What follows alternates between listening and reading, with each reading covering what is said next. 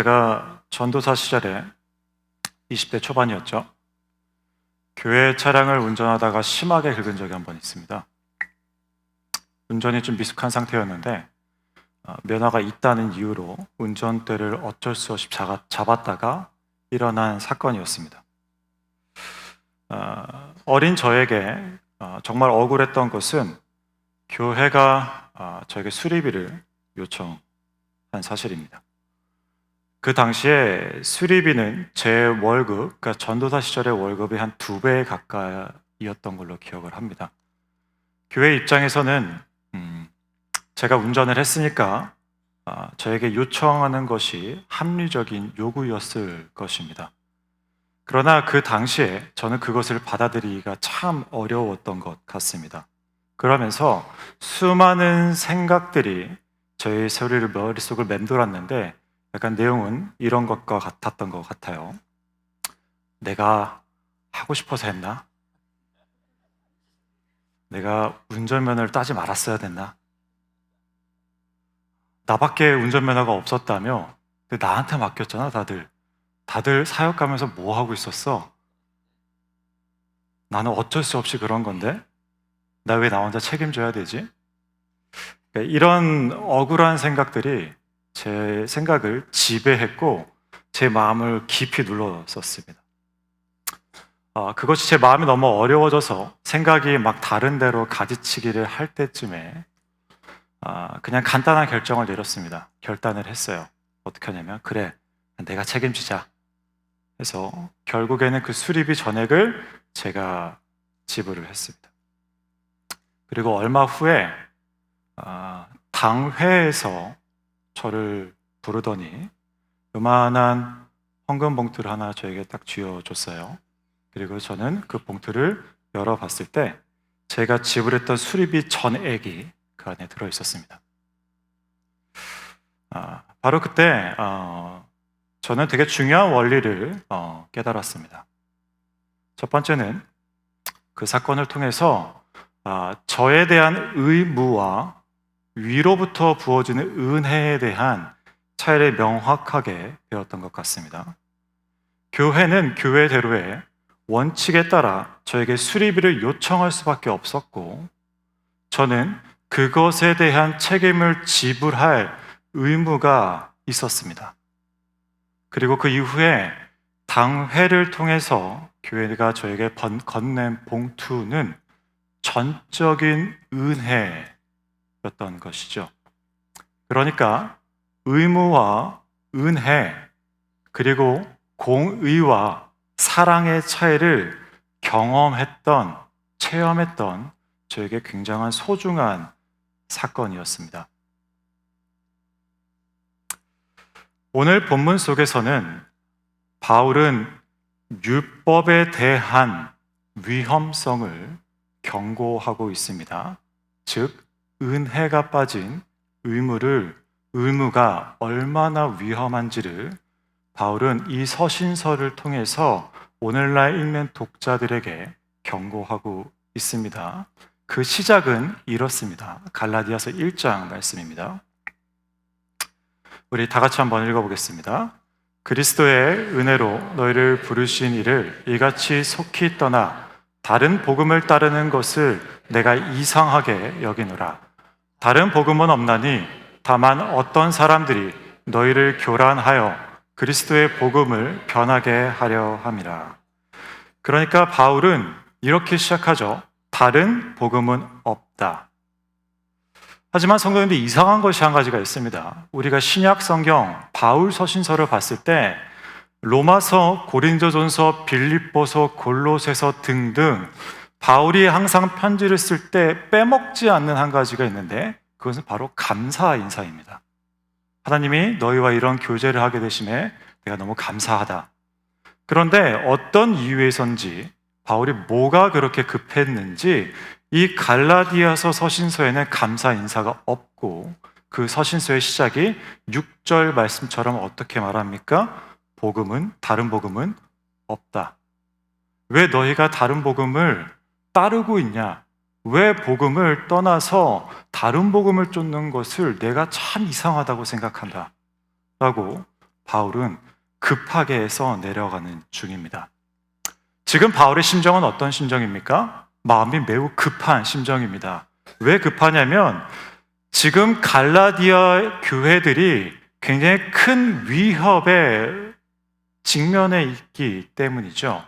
단순히 그 교회의 성도들의 다툼, 어떤 재정적인 어려움, 그러한 문제로서 바울이 직면해서 편지를 쓴 것이 아니라 지금 갈라디아 교회가 직면하고 있는 문제가 복음에 위협될 만한 중요한 문제였기 때문에 바울이 급하게 펜을 들어서 편지를 쓰며 성도들에게 질책하고 있는 것입니다. 바로 어떤 것이었습니까? 다른 복음을 왜 따르고 있냐? 너희들이 왜 다른 복음을 쫓고 있냐? 라고 말이죠. 그렇다면 성도님들, 다른 복음이 무엇입니까? 무엇이 다른 복음입니까? 바울이 긴박하게 만들었던 그 다른 복음은 도대체 무엇입니까? 보통 우리가 다른 복음이다 라고 생각했을 때 그 다른 복음은 교회 바깥의 일로 우리가 치부하기 마련입니다. 교회 그리고 교회 안은 안전한 복음이다 라고 생각하곤 하죠. 하지만 지금 갈라디아 교회가 직면하고 있는 다른 복음은 교회 바깥에서의 일이 아니라 교회 안에 내재하고 있는 일이라는 것을 우리가 봐야 합니다. 그리고 그 다른 복음이 뭔지 아십니까? 교회 안에 있었던 그 다른 복음이 무엇인 줄 아십니까? 바로 율법입니다. 바울은 지금 그 율법에 대해서 왜 쫓고 있느냐라고 급하게 편지를 쓰고 있습니다. 이 다른 복음이 얼마나 교회 안에서 유혹이 센지, 그것이 얼마나 교묘한지요. 심지어 교회의 대표였던 베드로조차 이 다른 복음에 유혹되어 있었습니다. 우리 11절부터 13절까지 말씀을 다 같이 보도록 하겠습니다. 게바가 안디옥에 이르렀을 때 책망 받은 일이 있기로 내가 그를 대면하여 책망하였노라. 야고보에게서 온 어떤 이들이 이르기 전에 게바가 이방인과 함께 먹다가 그들이 오매 그가 할례자들을 두려워하여 떠나 물러가매 남은 유대인들도 그와 같이 외식함으로 바나바도 그들의 외식에 유혹되었느니라. 그러니까 내용은 이렇습니다. 게바, 즉 베드로가 안디옥이라는 지역에 옵니다. 그곳에서 이방인과 함께 식사합니다. 당시 유대 문화에서는 우리가 잘 알고 있듯이요, 유대인은 절대 이방인과 식사를 하지 않았습니다. 토라, 모세의 율법에 의해서 할례 받은 이스라엘 언약 백성들이 할례 받지 않은 언약이 없는 이방 민족들과 한자리에 함께 한다라는 것은 상상할 수도 없는 일이었기 때문이죠. 더군다나 같은 식탁에서 밥을 먹는다? 이것은 굉장한 부정한 일로 취급받았습니다. 시체를 만지는 것이 부정하다라고 여겼던 것처럼요, 이방인들과 함께 식탁에서 밥을 먹는 것은 상상할 수 없는 정도의 부정함이라고 유대 문화에서 만연하게 있었던 것이죠. 그런 베드로가 이방인들과 함께 식탁에서 밥을 먹고 있습니다. 밥을 먹다가 눈을 들어서 잠깐 봤는데 저 뒤에 문 뒤에서 유대교 종교 지도자들이 들어오는 것을 본 거죠. 그리고 그리고 베드로의 마음이 아마도 급했던 것 같습니다. 두려운 마음에 그 식탁을 급히 떠납니다. 이것이 무슨 의미입니까? 이것이 어떤 의미입니까? 그냥 단순히 식사를 그만둔 것이 아니라 이방인에 대한 부정한 존재라는 것을 공론하게 말한 것과 마찬가지였던 것이죠. 고이든 고의가 아니든 내가 너희를 인정할 수 없어 라는 것을 분명한 메시지를 모든 사람들에게 전파한 것이 된 꼴이 되었습니다. 이를 본 바울은 베드로를 강하게 책망하며 복음의 진정한 자유를 지키고자 이렇게 말합니다. 13절, 14절입니다. 남은 유대인들도 그와 같이 외식함으로 바나바도 그들의 외식에 유혹되었느니라.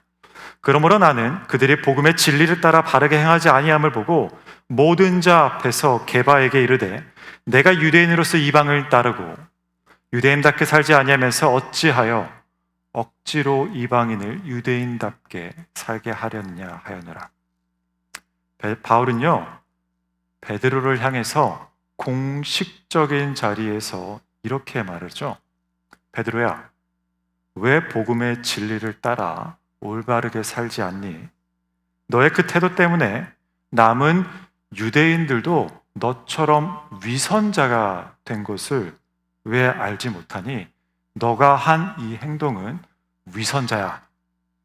너 때문에 많은 지도자들이, 심지어 바나바조차도 유혹되었어 라고 말이죠. 바울의 말이 좀 너무 센가요? 감히 베드로한테 이런 말을 할 건가요? 베드로가 누구죠? 예수님의 1등 제자였고 변화산에도 올라갔었고 예수님의 어디 가든지 항상 따라다니던 제자 아니었나요? 이런 베드로에게 감히 너무 감정적으로 바울이 대적한 것이 아닐까요? 이를 이해하기 위해서는 당시의 상황을 좀 이해할 필요가 있는데요. 우리가 알고 있듯이 유대인의 사도는 누구죠? 베드로와 이하 제자들이었죠. 그리고 이방인의 사도는 누구였습니까? 바울이었습니다. 사도행전 15장에 의해서 예루살렘 공의회에 의해서 이방인에도 유대인처럼 구원을 받을 만한 일이 생겼다 하고 공공연하게 퍼졌습니다. 이런 것을 우리가 의심의 여지가 없지만 복음을 전파하려고 봤을 때 이들 안에 걸렸던 한 가지가 있었는데 바로 그것은 무엇이냐면 이방인에도 구원이 있어? 그런데 그냥 받으면 안 되지 였던 거죠. 이방인 너희들도 구원 받고 싶어? 그러면 역사와 전통을 자랑하는 유대 문화에 들어와서 너희도 동일하게 할례를 받아야지 라고 이야기를 하는 것이죠. 할례가 무엇입니까? 아브라함에 의해서 야훼 하나님이 몇 천 년 동안 이어져 온 하나님의 언약이 아닙니까? 그것이 너무나도 중요한 나머지 이방인에게도 그 당시 유대인들은 이렇게 말하는 것과 같습니다. 너희 유대인 되고 싶니? 와서 할례 받아. 너희 하나님 믿고 싶어? 와서 할례 받아야지. 거기서 뭐 하고 있는 거야? 너희 구원 받고 싶니? 와서 할례 받아야지. 우리처럼 돼야지. 라고 말이죠. 사랑하는 성도님들, 하나님 믿으십니까? 그러면 어떻게 믿으셨습니까? 할례입니까? 아니면 믿음입니까? 사랑하는 성도님들, 그렇다면 오늘날 우리가 하나님께 구원을 받기 위해서 무엇이 필요합니까? 율법입니까? 아니면 복음입니까? 사랑하는 성도님들, 오늘날 나의 죄 사함을 받기 위해서 그렇다면 무엇이 필요합니까? 나의 노력입니까? 아니면 예수님의 피 흘리심입니까? 그런데 왜 지난날에 죄로 인해서 하나님께 나가는 것을 두려워하고 계십니까? 그런데 왜 나의 억울함으로 인해서 하나님 앞에 정당함만을 요청하고 계십니까? 하나님 앞에 나가는 것이 나의 어떠함 때문이 아니라 하나님의 어떠함 때문인 것을 우리가 분명히 아는데 왜 하나님 앞에 나가는 자리에서 지난날의 나의 어떠함 때문에 주저하고 계십니까? 왜 스스로를 할례 받아야 된다라고 취급하고 계십니까? 하나님 앞에 값없이 나가지 못하시고 왜 자격을 운운하고 계십니까?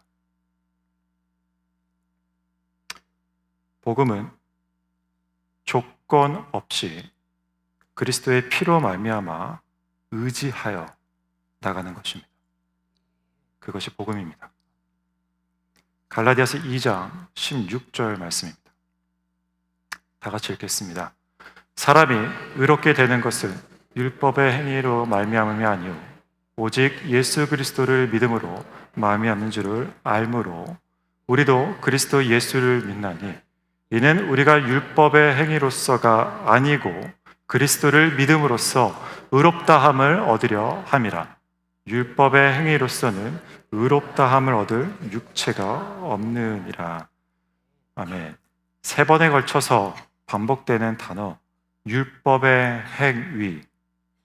이 율법의 행위는요, 복음을 너무나도 쉽게 가리웁니다.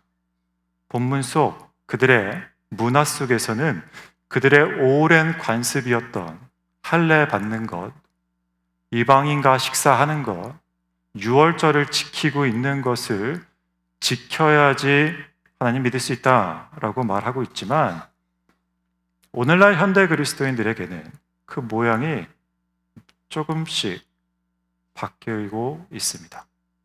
다양하게 바뀝니다. 예를 들어 이런 겁니다. 목사님, 내가 죄를 많이 져서요. 주님 앞에 나가기가 미안합니다. 목사님, 요즘 제가 섬길 수가 없어서 죄송해서 못 나갑니다. 주님, 제 성격 아시지 않습니까? 저 제대로 안 할 거면은 시작조차 안 할 겁니다. 주님, 목사님, 제가 주님 앞에서 해봤는데요. 아무도 안 알아주더라고요. 아무도 몰라주더라고요. 오늘날 주변에 만연해 있는, 오늘날 내 안에 만연해 있는 작은 율법주의를 경계하십시오. 예배 출석, 헌신, 봉사, 헌금, 교제 등 너무나도 중요한 것들입니다. 교회에서 반드시 있어야 되는 것들입니다. 하지만 나의 행위, 율법의 행위는 나의 그 처음 시작했던 순수한 헌신들을요, 너무나도 쉽게 의로 바꿔버린다라는 사실입니다. 내 안에 그리스도의 감격으로 주님이 나를 위해 죽으셨다라는 그 은혜의 감격으로 눈물 흘렸던 그 눈물로 시작됐던 나의 헌신이 나의 의와 섞여버려서 하나님보다 우선되게 한다라는 사실이죠. 사랑하는 성도님들, 율법의 행위로서는 의롭다 함을 얻을 육체가 없습니다. 오직 예수 그리스도의 보혈의 피로만 우리가 하나님께 의롭다 함을 받을 수 있습니다. 동의하십니까? 아멘. 성도님들, 혹 이렇게 생각할 수 있습니다. 나는 상관없다고 말이죠. 하지만 우리가 반드시 기억해야 될 한 사람이 있는데 바로 베드로입니다. 베드로가 어떤 사람입니까? 예수님의 1등 제자 아니었습니까? 예수님 앞에 항상 끝까지 쫓아다니며 변화산까지 따라다니며 예수님의 죽음 앞에서 주님을 3번 부인하며 그 이후에 거듭나서 한 번의 설교로 3,000명을 회심했던 사람 아닙니까? 이방인의 선교의 문을 공식적으로 열었던 사람 아닙니까? 고넬료가 찾아왔을 때 그 안에서 이방인에도 동일한 하나님의 구원과 역사가 있다는 것을 바울보다 먼저 깨달은 사람이 아니었습니까? 베드로가 어떤 사람입니까? 뛰어난 교회의 얼굴이지 아니었습니까?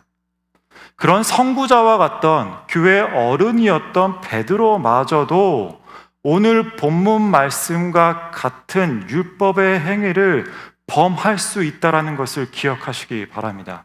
아무리 깊은 신앙을 가졌고 아무리 높은 직분을 가졌으며 아무리 오랜 신앙생활을 하더라도요, 아무리 공부를 많이 한 사람이라 할지라도 오늘 나의 삶이 그리스도 십자가 앞에서 다룬받지 않는다면 나조차도, 그러한 베드로조차도 율법의 행위에 다시 빠질 수 있다라는 사실입니다. 이 부분에서 자유로운 사람은 아무도 없습니다.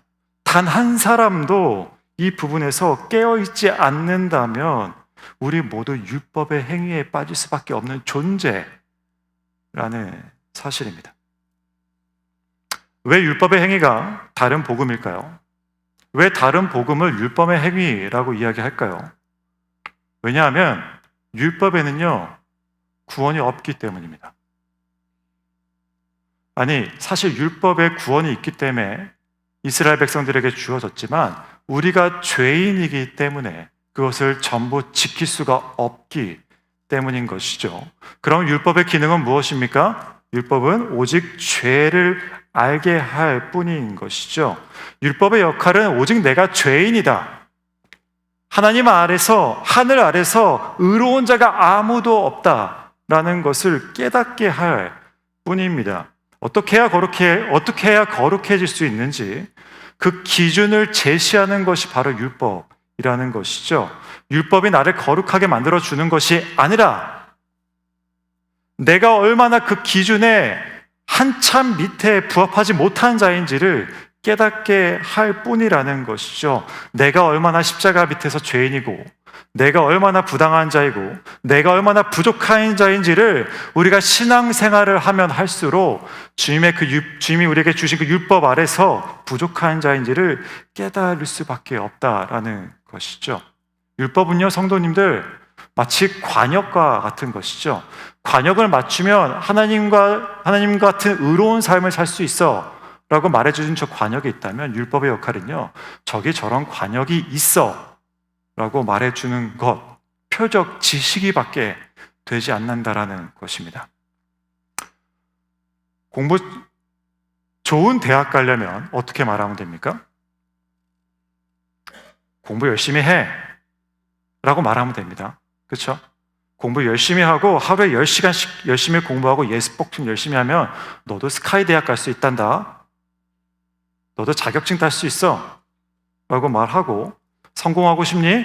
열심히 남들 놀 때 열심히 일해, 그럼 너도 성공할 수 있어 라고 말하지 않습니까? 하지만 성도님들, 그거 누가 모릅니까? 그거 누가 모르는 사람 있습니까? 다 알지 않습니까? 그거 몰라서 저희가 못했습니까? 아니죠.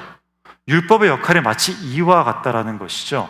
우리가 어떻게 해야지 하나님을 따라갈 수 있고, 우리가 어떻게 해야지 성공할 수 있는 기준을 제시하는 것밖에 되지 않는다라는 것입니다. 그렇기 때문에 16절에 이렇게 말하고 있는 것이죠.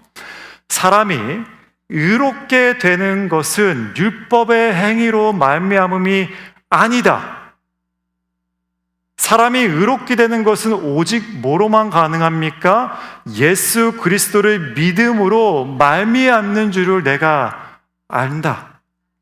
고로 우리도 예수 그리스도를 믿나니 이는 율법의 행위로서가 아니고 그리스도를 믿음으로써 의롭다함을 얻으려 함이니라. 율법의 행위로서는 어떡합니까? 의롭다함을 얻을 육체가 없다라고 분명히 말하고 있습니다. 율법으로 말미암아 의롭게 되지 못할 것이 분명하다라고 사도 바울은 이야기하고 있는 것이죠. 율법의 역할은 오직 나의 죄를 깨닫게 하는 것밖에 하지 못하고, 내가 저주 아래 내가 죄인입니다 라는 것을 알게 해주는 역할밖에 되지 않습니다. 그러면 성도님들, 우리가 교회에 나와 우리가 여러 신앙생활을 하면서, 관계를 하면서 뭘 느끼십니까? 나의 부족함을 느끼는 것. 그것이 올바른 신앙생활이라는 것입니다. 혹여나 우리의 삶 가운데 신앙생활을 하면서 내가 너무 부족한 사람이구나, 내가 이런 사람이구나 라는 내 것을 봄으로써 안타까워하고 계십니까? 잘하고 계신 겁니다. 왜냐하면 그렇기 때문에 나를 구원하실 그 예수 그리스도를 힘차게 의지할 수 있기 때문인 것이죠. 16절 말씀에서 얘기했던 오직 예수 그리스도를 믿음으로 말미암는 줄을 우리가 아는 고로 예수를 믿나니.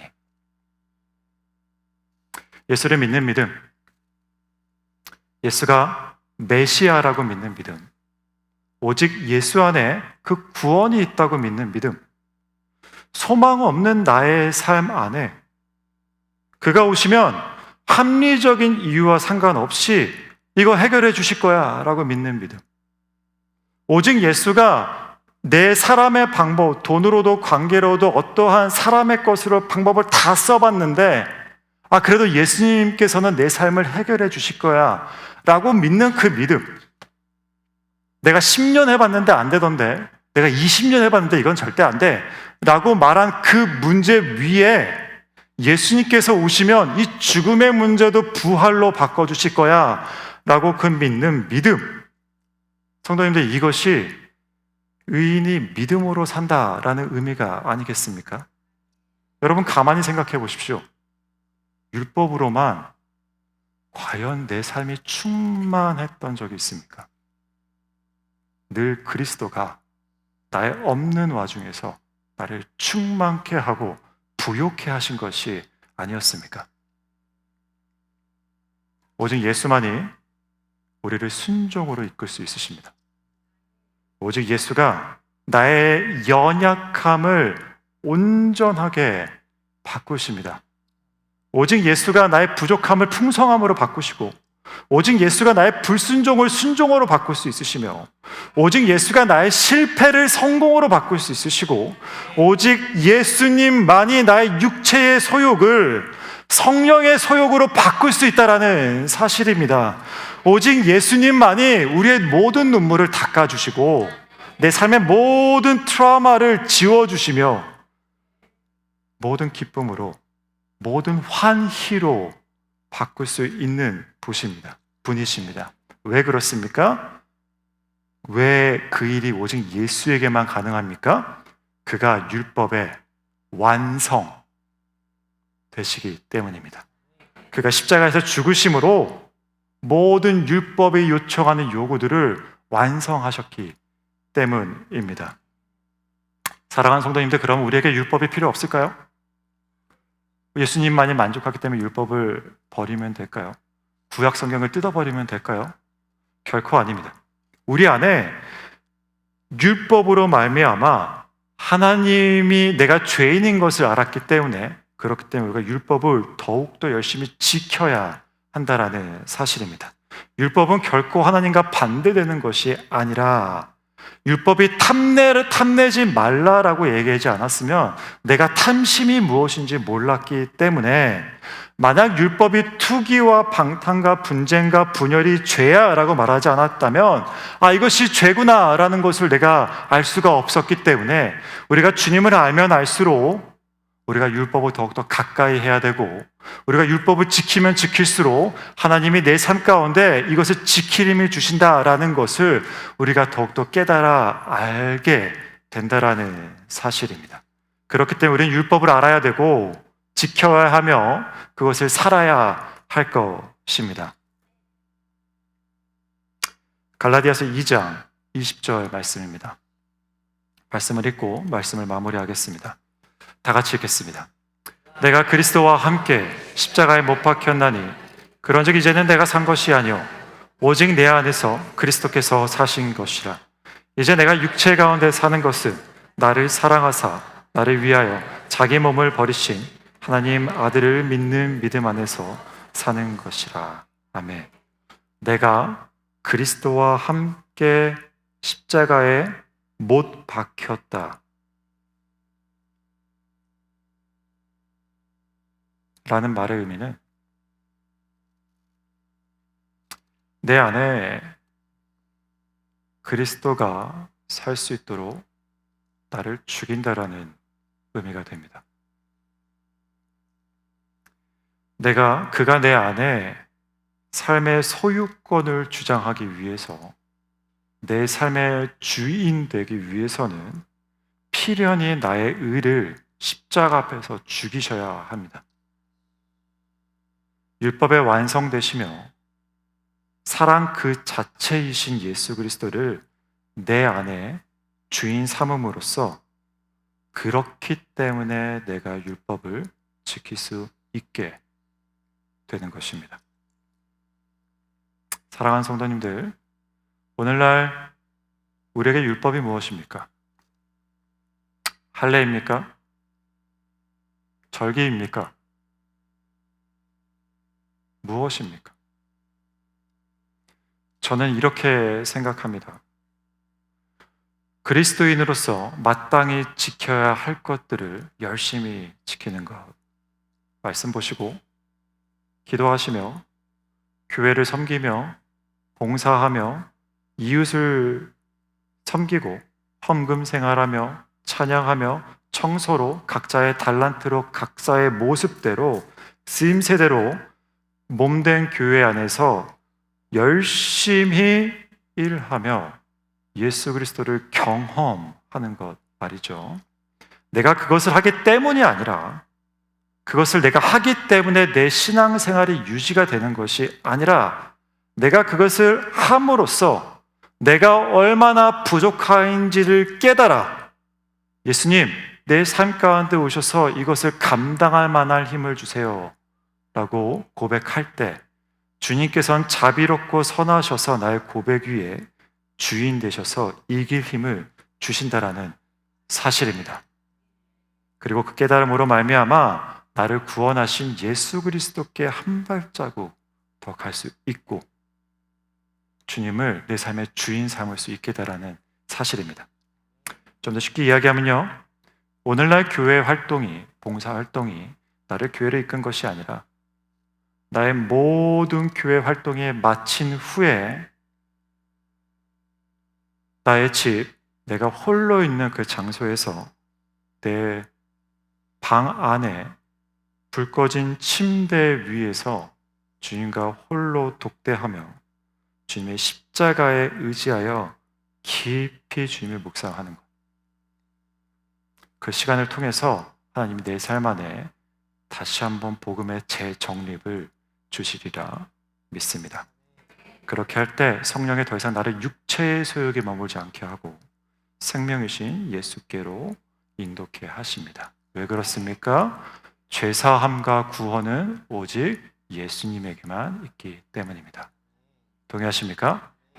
우리 세 가지로 정리하고 기도하겠습니다. 첫 번째입니다. 율법의 행위는 다른 복음입니다. 복음은 조건 없이 예수를 믿는 것입니다.